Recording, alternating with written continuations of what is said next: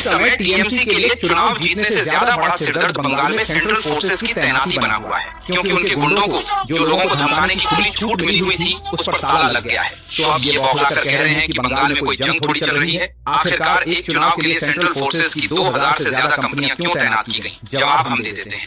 BSF क्यों?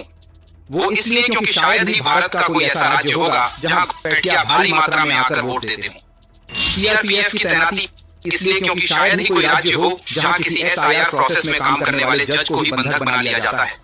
ITBP क्योंकि जिस राज्य में लोगों को अपने सबसे बड़े लोकतांत्रिक अधिकार यानी कि अपने मन की पार्टी को वोट देने के दंड में सजा मिलती है।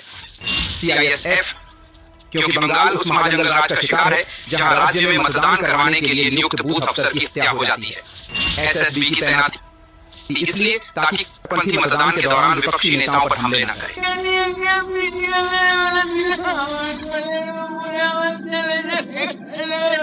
लालू और मुलायम का जंगल राज को मिलाकर उसमें 10 मल्टीप्लाई कर देंगे, उतना अकेले ममता सरकार में लोगों पर जुल्म हो रहा है, जबकि सुरक्षा बलों की तैनाती से सिर्फ और सिर्फ आम आदमी सुरक्षित रहेंगे। और यही टीएमसी की सबसे बड़ी परेशानी है। यही सेंट्रल फोर्सेस पहले कई बार बंगाल की आपदा में पीड़ितों का सहारा बने, चाहे साइक्लोन अम्फान हो या बाढ़ जैसी स्थितियां। लेकिन अब जब यही बल चुनाव के दौरान निष्पक्ष माहौल सुनिश्चित कर रहे हैं तो उन पर सवाल उठाए जा रहे हैं।